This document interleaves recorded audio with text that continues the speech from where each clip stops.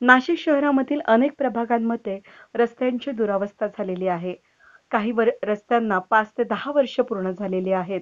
काही रस्त्यांचं काँक्रिटीकरण करणं आवश्यक आहे. काही रस्त्यांचं डांबरीकरण करणं, अस्तरीकरण करणं आवश्यक आहे.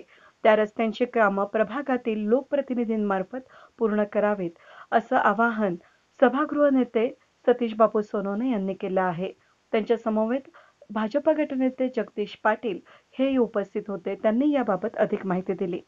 आपण बघितलं आहे की 2017ला जेव्हा सर्व सदस्य या टर्मचे निवडून आले आहेत, 2017ला आपण एक सर्वे केला होता.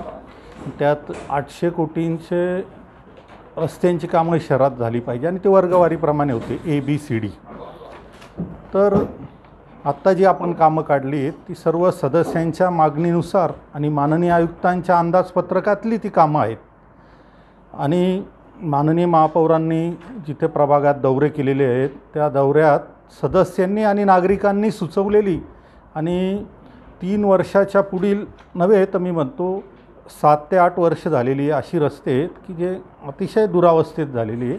अशा रस्त्यांचं आपण डांबरीकरण, अस्तरीकरण आणि नव्याने विकसित होत असलेल्या गावठाण कॉलन्यांमध्ये आपण खडीकरण आणि डांबरीकरण अशा स्टेजमध्ये आणि काँक्रिटीकरण असे कामं करतो आहे रस्त्यांचे. म्हणून ती एकत्रित निविदा काढलेली आहे. साधारणतः 250 कोटींची ती आपण रस्त्याच्या कामांची निविदा काढलेली. 2017 नव्हतं एकंदरीत त्या सर्वेत तेवढी तरतूद करण्यात यावी टप्प्याटप्प्याने. त्याप्रमाणे आपण वर्गवारी करून टप्प्याटप्प्याने त्या पद्धतीने ती कामं काढलेली. रस्त्याच्या गुणवत्तेबाबत तुम्ही काय सांगता? त्याच्या गुणवत्तेबद्दल नक्कीच आम्ही लक्ष ठेवून राहू. क्वालिटी कंट्रोल असेल, त्यांना योग्य त्या सूचना दिल्या जातील आणि ह्यावेळची जी कामं आहेत नक्कीच आमच्या काळातली चांगली कशी होतील रस्ते त्यासाठी आम्ही नक्कीच लक्ष देणार आहोत. निश्चितच भारतीय जनता पार्टीच्या या 5 वर्षाच्या कार्यकाळामध्ये अनेक कोट्यवधींची नाशिक शहरासाठीची विकास कामं, ज्यामध्ये पाणीपुरवठा असतील, LED लाईट्स असतील, रस्ते असतील, काही सामाजिक सभागृह असतील, स्विमिंग टँक असतील, अशी सर्व नाट्यगृह ही कामं चालू आहेत. पण क्वालिटीच्या बाबतीत कुठेही तडजोड आम्ही करणार नाही आणि VGTI असेल अशा इतर संस्थांमार्फत देखील नाशिक शहरामध्ये गुणवत्तेबाबत बघितल्या जात आहेत. या नव्याने होऊ घातलेल्या रस्त्यांसाठी देखील आम्ही क्वालिटी कंट्रोलचं विशेष पथक नेमणार आहोत असं महापौरांनी आम्हाला सांगितलेलं आहे.